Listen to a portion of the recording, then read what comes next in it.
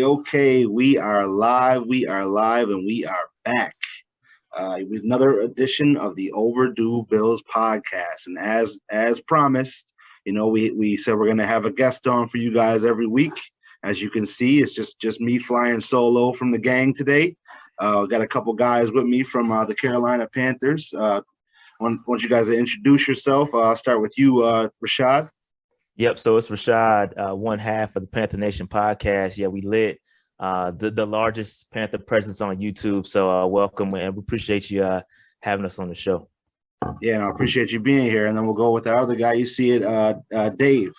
What's going on, guys? This is Dave, the other half of Panther Nation podcast. As Rashad said, the largest independent Panthers YouTubers on the face of the planet. You know what I'm saying? So we in here. You know what I'm saying? The squad might be mediocre, but this podcast is not. Let's do this. That's a fact. That's a fact. Glad to have you guys. Well, yeah, let me get into this, man. So, quick question of the day. We're gonna start. We always start with a quick question of the day. I guess we can go. I can make it a two-parter because you started this season, kind of, I guess I would say some promise, some more promise at the quarterback position, and then maybe a little bit more spice with the offensive coordinator. And both of those positions are kind of in limbo right now. I just want to hear what you got. What's your take on that? What do you guys think about that with the departure of Joe Brady and then obviously Sam Darnold and the Cam Newton coming back situation? Well, I think from a Panthers perspective, we got issues. We got issues up front from a coaching standpoint. The firing of Joe Brady, a bit of a scapegoat thing there. Was it warranted? Yeah, he wasn't performing that great, but we got issues, bro. We got issues up front, and from the quarterback perspective, Sam Darnold was a shit show from the beginning, and he should have never been a Carolina Panther. But we have this issue and this thing about veteran quarterbacks, and it seems like we don't have we don't take a liking to young guys, so they're going to continue with this veteran quarterback thing. Cam Newton, Sam Darnold, Teddy Bridgewater, you name it, they're going with old heads. And that's just what it is. We love Cam. Obviously, Cam 2015 MVP took us to the Super Bowl. So anytime we get Cam back, that's a great thing. Not the same dude, of course, but we don't expect him to be the same guy. But he did bring a bit of an energy back to the Carolina Panthers that was much needed at the time. That has kind of worn off a little bit here. We're like 3 weeks in and we're still, losing games, but we still love Cam at the end of the day. Yes, that's good. I guess I'll ask you, Dave. I guess like going into the season, because obviously as Bills fan, we were sad to see Sam Darnold go because that was 2 dubs in the season against him. At least that's how we kind of looked at it. But still is with Zach, bro. So you ain't got nothing to worry about. No, that's a fact. That's a fact. But so going into the season, were you guys kind of mad? Were you kind of mad to see Bridgewater go, or just kind of they didn't even bring in, like they could have drafted a guy or went that scenario? What's your take on that? My thing about the Teddy Bridgewater situation has always been that you had a plan when you made a decision to sign the guy, right? So for you to decide to cut bait after one season and just blow up the plan that you had, and then you bring in Teddy Bridgewater, that means you're not going to draft a young quarterback. You think you think that Sam Darnold is going to be your guy. So you kind of burn Teddy. Teddy's out in Denver out here, not turning the ball over, even though y'all claim even though that was the concern when he was in Carolina, when he really didn't turn the ball over that bad in Carolina either. He's not turning the ball over. He's doing everything he can to win with Denver. And we're sitting here with Sam Darnold that was on pace to break the franchise record for interceptions in the season until he got hurt. So it's just for me, it was just you blew up the plan. You got this new head coach. This head coach makes these decisions and you continuously blowing up these plans. And now at some point I'm like, all right, it's obviously not working. We're in QB purgatory right now. What do we want to do? Fact. Well, we live there forever. So, we kind of kind of getting lucky right now. We got our guy. But I kind of want to transition over, I guess. No, you got our guys. You got our guys. You got all our guys. Then allowed you to get your guy. Yeah, I shout out to our guy Bean. He came over back, and brought everybody with him. I'm loving it. I give anything to have that man back with Sean McDermott. I would love to have those dudes back. Oh my God, man! I give anything to get those dudes back. Yeah, we're definitely happy to have him here. McDermott the last couple of weeks hasn't been very popular amongst Bills fans, and I guess I would say all of us on the pod. Just with his. Well, I got news for the rest of your dudes, man. It could be worse. This is. Oh yeah, no, that's hey, we didn't make the playoffs until he got here, so we're definitely grateful for him. But that's for sure. That's for sure. But I guess I'll transition into like another part of a high hopes for a guy coming into the season. He's a household name. Christian McCaffrey. What is the thoughts on Christian McCaffrey as a whole? The guy just can't seem to stay on the field. I know fantasy owners, Carolina fans, they got to be so frustrated. What's going on with that, man? I never wanted to pay him the contract that he got. Yeah, it's weird with running backs, man. No, you don't pay. Look, man, as the Panthers fan, I didn't show up when Cam showed up. Facts. I was here during the Jonathan Stewart, during the D'Angelo Williams era, where we overpaid them too. So you don't that ain't the winning formula when it comes to winning the championship. You don't overpay your running backs. All you got to do is look at the last set of Super Bowl champions and the running back. They're starting running backs, and it shows that. Even like you, like for Buffalo, prime example, right? The Bills have a legitimate shot to win the AFC. It's probably between you guys, the Titans, the Chiefs, and the Patriots. Those are probably the four, right? Yeah.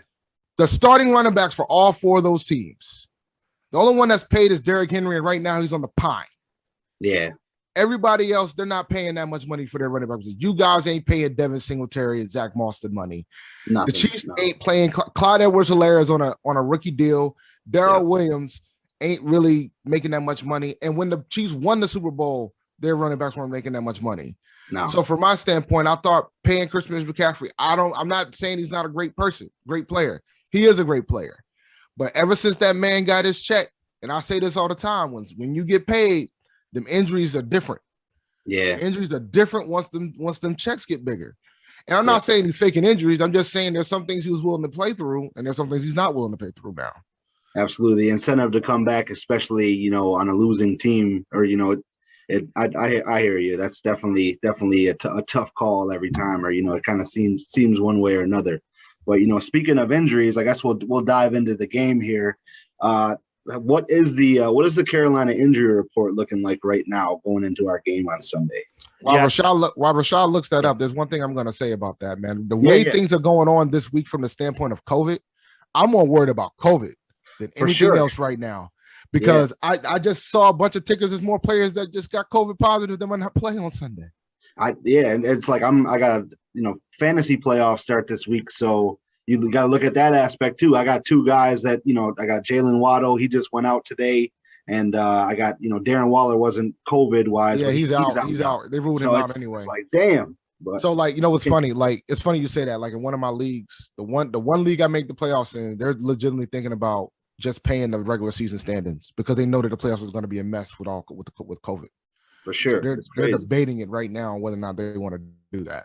That Omarion strain is coming through Omarion. That's funny. But yeah, so from an injury standpoint for the game, the only major injury we have right now is AJ Bouye, who has not practiced Wednesday or Thursday. Outside of that, DJ Moore was banged up, had a little bit of hamstring. That's something to watch, especially in the cold. Those things linger. He was limited, but outside of that, everybody's pretty healthy. We're pretty good to go. For guys that are even on the roster. Even Sam Darnold came back to practice, baby. Even Sam Darnold came back. I saw that. So I guess I'll ask you. If he's healthy, do you want to go Sam or Cam? No. The answer is no. The answer is Phil. No. Yeah. You should have asked a different question, bro. You should have asked, do you think they'll bring him in? Yes. Yeah. I think Sam would be back if he was healthy and ready to rock. Do I want to see him again? No. Yeah, our opinion is you play Cam, but obviously just to follow it up, that we took the 5th-year option. So he's going to be around next year. And so I think Coach Rule and company are going to want to see what they have or what's left of him.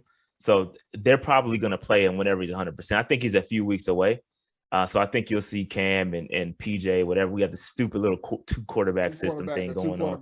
So you might see both of those guys, but I don't think you'll see Sam on Sunday. Yeah. So on our end, we had a pretty big guy show up on the injury report this weekend. Josh Allen left the game in a boot on Sunday night, or Sunday afternoon, I should say.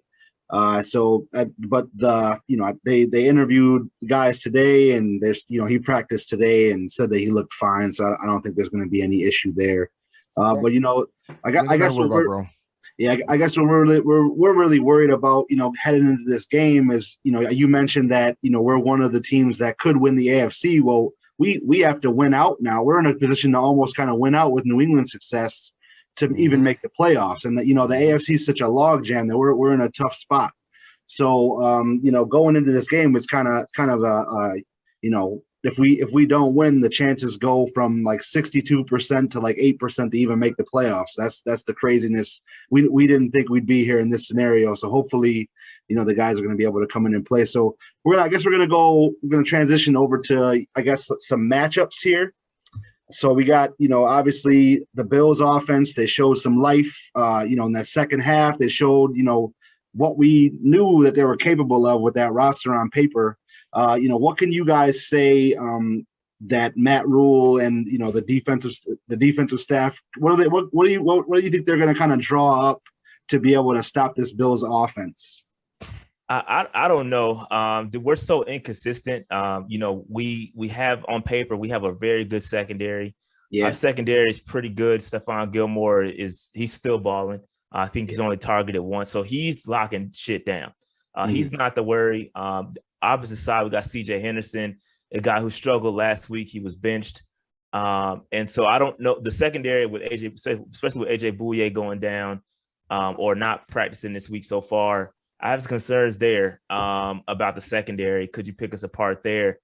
But it's so inconsistent, man. Like this team is frustrating because our defense is something we hung our hat on all year long, and this is over the past couple weeks. It's just been bad. Like we've got guys that over pursue. Like our edge rushers are sack hunting. Pause. Right, they're trying to get the sacks and they're not setting the edge. So we can be run on. I was looking up a stat. I think you guys are averaging about 5. I think the second most yards per average is going to the left, like left end. And so we got gashed last week. The Falcons just ran it to the left like 4 or 5 consecutive times, and we could not stop it. Right. So that concerns me. The quarterback run scares me as well because Josh Allen obviously has his legs, and we over pursue a lot. Our guys will try to get a sack, they'll over pursue, and then Josh Allen's off to the races. But I mean, if we brought our game, bro, I think we could slow y'all down a little bit, but it's just so inconsistent. We might ball out. I don't know. Our defense might show up, but it's just we have no idea, bro. And our third down defense is awful, bro. Awful. Yeah. So now, I mean, and the big thing I think Rashad missed too was that while our defense as a whole, for a season, they've been playing pretty damn good for the season. Yeah. But over the past month, we're bottom 5 in the NFL. Like our defense has been terrible in the past month. Like you said, our secondary is definitely our strength, but linebackers, the edge, can't stop the run, and the outside, it's just bad. Yeah, I mean, and that's the offense. I mean, I guess to their advantage, I would say, our offensive line hasn't played well, this whole season. So a guy I'm really looking forward to seeing, hopefully that we could slow down. I don't know. I really honestly haven't been paying too much attention, but years past he's been balling. Brian Burns, and he gets mentioned a lot on that Panthers front. He's going against a struggling offensive line, and we like you said, maybe they'll over pursue, and Josh with Josh being maybe hampered by that foot a little bit. I don't know how well he'll be able to take off. That's something to watch. That's something to watch. Yeah. Yeah, and then not only Brian Burns isn't necessarily the one you got to watch. Hassan Reddick is the one you need to watch. He's got 10.5 sacks on the year. Hassan is balling. Brian Burns is great. He gets the pressures. I'm I'm not sure where I think he still might lead the team, in pressures. So he gets there. Like I said, he'll tend to over pursue, or he'll get close, but he can't quite bring the quarterback down. And so it also leads us to giving up big runs too. So I don't know, man. It's something to watch. That's going to be something to watch. And I don't know about your offensive line. You say they're struggling, but I think Josh Allen can kind of compensate for some of that. Well, that's the thing is, healthy Josh Allen has been able to bail them out of a lot of pressures. I think we were in the top 3 of most pressured quarterbacks in the league. But, like you said, Josh Allen, he's tough to bring down, and he runs a lot. So, that he's been bailing those guys out of a lot of sacks. So I'm kind of nervous in that aspect. Hopefully he's able to kind of still do some of the things that he can do. But I guess on the flip side, I'm going to go to you with this one, Dave. Hey, real quick. I got to run. I got to get out of here. So, yeah, man, appreciate you having us. Dave can hang out, but I got to get out of here, man. This is fun. Send us a show whenever you get done with it.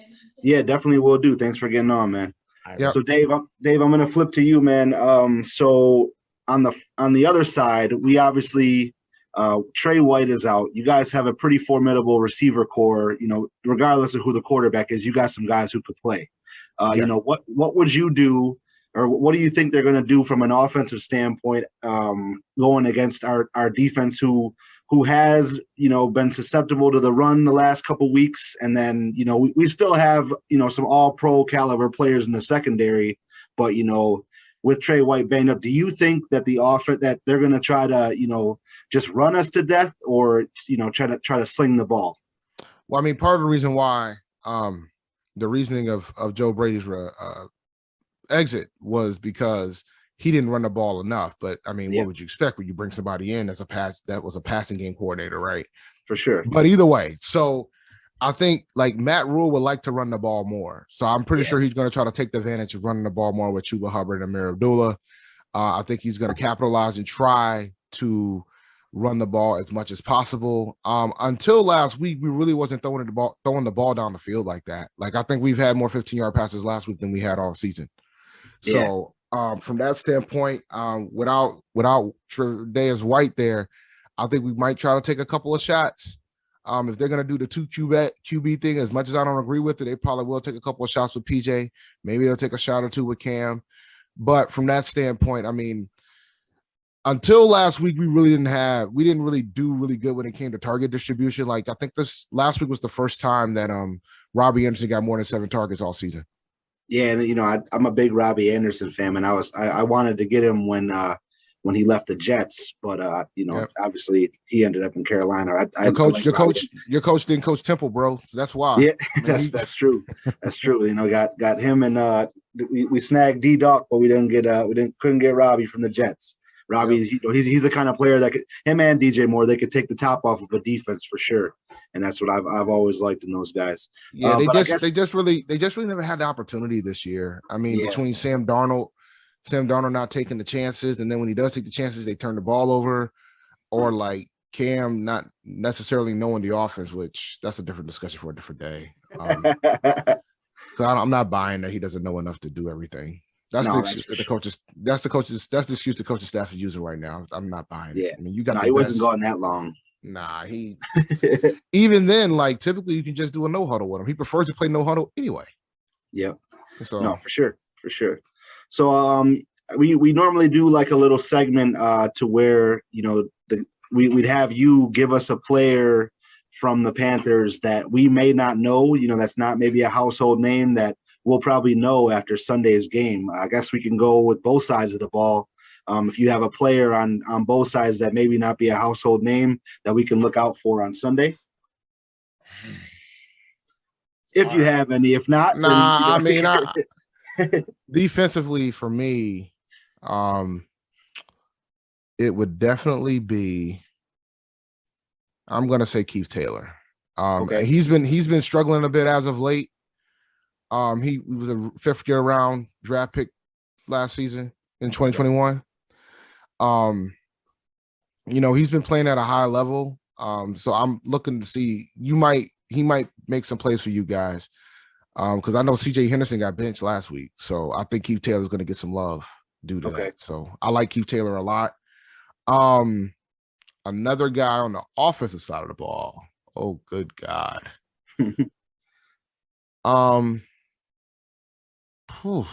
Jeez, man.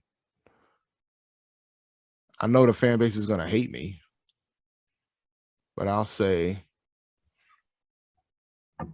Michael Jordan's been playing rough the past couple of weeks. But when he first got some starting love at the on the offensive line, he was nasty. And his nastiness got him some more opportunities. And he's been in a slump over the past couple of weeks. But if he can turn it around, like if our team plays desperate, I think he's due for a good game. Like, I don't want to say Taylor Moton, that's the obvious one. Yeah. You know what I'm saying? And I don't want to say like Dennis Daly or Pat Eflin or, and Cam's obvious, Yeah. Yeah. I mean, we could talk about Amir Abdullah and Chuba. Yeah. Yeah. I'm a big Chuba guy, man. I like Chuba. He's hopefully gets more of a shot and gets to. I think the signing of Amir Abdullah made it interesting for Chuba, because the big thing about Chuba right now is that they drafted him to be somebody that could take over for McCaffrey, right? Yeah. Yeah. But his hands aren't as good as McCaffrey's, but Amir Abdullah's is pretty damn good. Yep. So Amir Abdullah's been taking up some of his work due to that. Yep.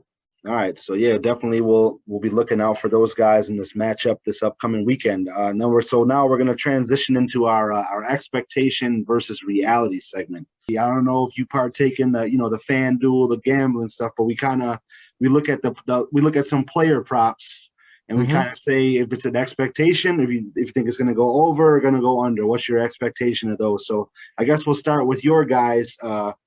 Cam Newton over 223 yards passing. Over under.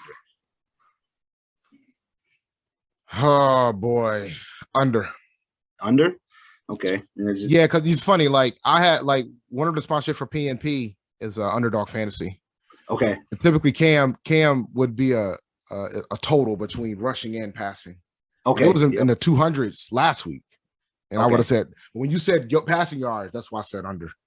Yeah, so I'm just grabbing these from online. Yeah, so shout out to Underdog. But they so you're gonna say under on that.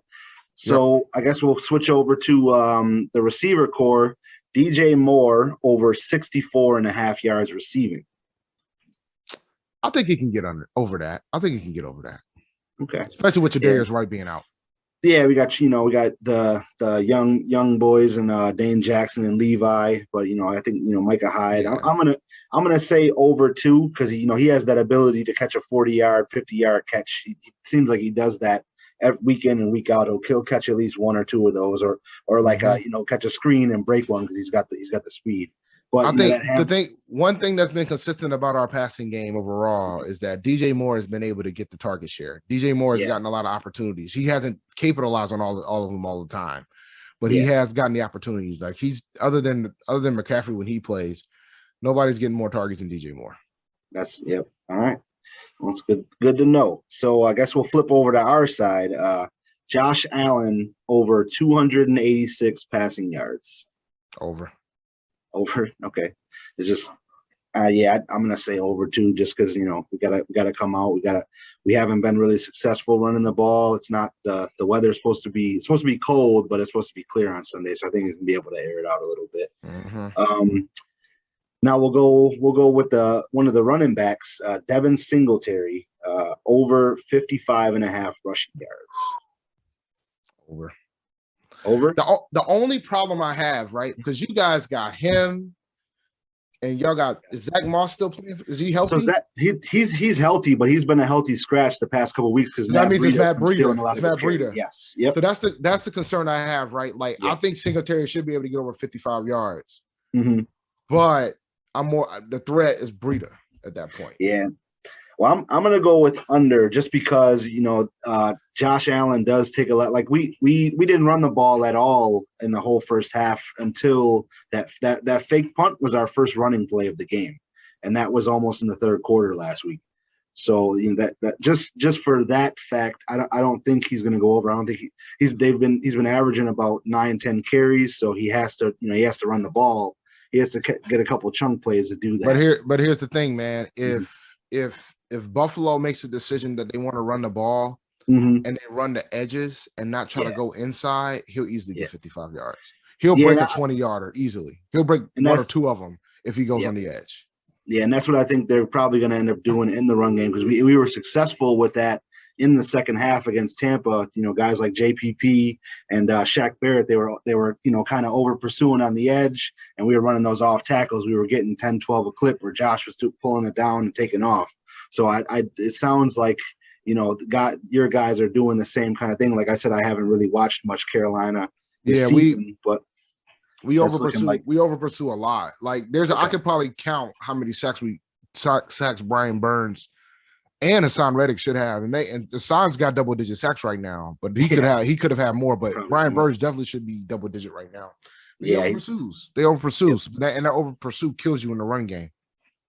Yep. So, all right. Well, I'm glad you mentioned the sacks here. So we're gonna go Carolina defense over 2 sacks. I'll throw in the half there. I'll throw in the half. 2.5 sacks. Under.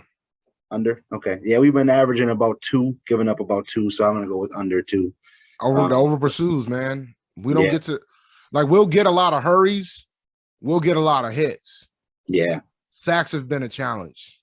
Okay. Now on the flip side, we're still top 3 in takeaways. I'm gonna ask you over the Bills over 1.5 takeaways. Bills defense. Oh my God! If we keep doing this 2 QB over. If we're gonna be playing 2 quarterbacks, bro, it's gonna be over. Yeah. Like even last week, each quarterback turned the ball over at once. Yeah, and threw a pick 6. Yep. I remember. Because twice. Cam had 2 turnovers. He had a fumble and a pick 6. And PJ Walker threw a pick at the end of the first half.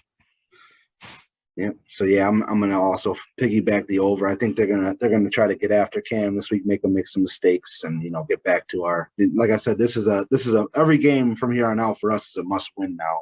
So we kind of got to throw the kitchen sink at everybody.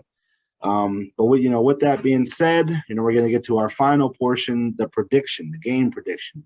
So I guess I'll start with you. What do you think is going to be the score prediction for this Sunday's matchup? The last line I checked was that the Bills are 10.5-point favorites at home against Carolina. Yes. And I think the Bills are going to cover that 10.5 points. I think at this point, our team, I want to believe that they're bought in to everything that's been going on. But the fact that Cam Newton still has to do a 2 QB system with PJ Walker tells me a lot of how the coaching staff feels like he doesn't necessarily know the entire offense. Yeah. I think them going into a 2 QB system is going to bite us. I respect you guys as a really good football team. And at this point, like you said, every game for you guys is a must win. We are currently sitting at 5-8. So we're even though we're mathematically not out and we're in the hunt, we're not really in the hunt, right? Yeah. Because we pretty much lost all the tiebreakers from that standpoint. I want Carolina to win this game so bad. I just don't see it. I think you guys got way too much talent on the defensive side, way too much talent on the offensive side.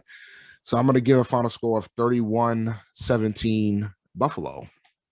I think this is the first time that me or whoever else has been on with me for these shows has had the exact same score, prediction in mind. So I'm actually right there with you. It's gonna be a crazy crowd. I'm actually, the Bills Mafia. We all, the Bills Stadium. I have had season tickets for 9 years. It's always a crazy place. But I will say, I don't know if some fans are just kind of fed up or temporarily fed up, but there's a lot of tickets going for. I guess there are some tickets sold for less than the price of a Whopper this week. There was some $4 tickets going, which is ridiculous for a winning team. It's that we're turning into a spoiled franchise. It's a little crazy, but I'm gonna go with the same score. Actually, it's kind of a boring thing, but I think we're gonna cover. Yeah, I think we're gonna cover, and I actually stick around the 31-34 range because that's our offense should be able to put those numbers up every week, and our defense should be able to hold teams under 20 points. If our defense that was around in the first half of the season shows up tomorrow, then it'll be a different story. But like I said, over the past month, we've been a bottom 5 defense in the NFL. Yeah. I think statistically, we're still the second best pass defense in the league, but that's going off what we did at the beginning of the season. Yeah, it's still the same thing like with us in the beginning of the year, the points against and all that jazz, because our offense was kind of held up before last week they got going. So I could tell you a quick story, man. One of the last away games I've been to for Carolina was in Buffalo. Okay. It was 2013, 8 years ago, matter of fact. I was there. EJ Manuel was your quarterback at the time. He threw a walk-off to Watkins. And he got who was it that got benched after that? Melvin White, I think it was, that got benched because he let the play. He's the one that gave up the play. Either him or so can't remember who. Either way, but the one thing that I remember about that game, because I was in the stands for that, and I had some pretty good seats. I paid like $100 for 50-yard line seats. So it was, y'all prices are awesome there. Oh yeah, even being a good team right now. Yeah, but that game created Riverboat Ron. Okay. At that point, after that loss, he started taking more risks. Okay. And the Panthers turned their season around. Yeah. Ended up going 12-4 and made the playoffs. Well, I'm hoping that it's a ripple effect. Like, I'm glad you mentioned that, because we've been getting on McDermott for being too conservative, these last couple of weeks. I'm hoping that trend changes after last week's game, and it's kind of the same scenario, and we go on this little run. But we appreciate you getting on, man. Just remember, man, Sean McDermott is a Ron Rivera disciple. Yes. So but he's a hell of a coach. Me as a whole, I love him as a coach. He's a great defensive guy. He's still in the beginning of it. The other guys on the pod, they're definitely will be a lot more cynical. They call me Optimistic Matt on the pod. So I'm going to always be on the side of we're going to be all right. And one thing that this and we're going to post this up on our channel as well. But one thing that Panthers fan base is starting to realize real fast now with what's going on with Matt Rule is that Ron Rivera wasn't as bad as I'm pretty because the thing is, the big problem that I've been seeing with the Panthers team is that we've just been outcoached. Yeah, we've been outcoached at least 5 of our losses. Yep, just outcoached. That's the same way we kind of look at it too. Nah, some of the game we got Belichick, the indie game. There's a couple. Yeah, but the thing is, look who you're naming. You're naming Belichick. Oh yeah. Like you're not naming like we got outcoached. Well, even last week. We've gotten out coached by who do we get out coached by? Joe Judge. We got out coached by Joe Judge. All right, that's fair. No, I'm serious. Like we've gotten out coached. I know. Yeah, like we've gotten out coached. Like we're supposed to get out coached by Bill Belichick. Yeah, I'm expecting that. Yeah, but getting out coached by some of these other guys that might get fired too is problematic. Yeah, like Brian Flores. Yeah, like they're on the run, to Flores, but he's a good coach. Yeah. But I'm just saying, like. You gotta it seems like the coaching staff is like overwhelmed. Like they are getting out coached by every coach that walks up in here. For sure. No, that's my dilemma. Yep. But I think it's gonna be a good game. At least it's y'all. Good weather. It should be. I'm gonna be happy to see the Carolina reunion. Obviously it's gonna be a storyline. McDermott and Bean, all those guys going into the weekend against their old team. It's gonna, that's always the narrative when Carolina comes to town or we go down there. So I'm looking forward to it. I'll be at the game myself. So we appreciate having you on. Taking your time out of your day. Definitely appreciate it. Definitely, this is gonna be up. Definitely stop by OverdueBillsPod.com, OverdueBillsPod.com. Our writer Mike, he's gonna have an article up for the game tomorrow morning. So be on the lookout for that. We still got merch. You can get it in time for Christmas. So definitely hop on there and take a look, see if you like something and order it up. We'll get it to you. And I guess as a customer, we always end the show with a little hey. And the guys aren't on, so they can't piggyback me on that. But see you, man. Have a good one, boss. Appreciate the invite.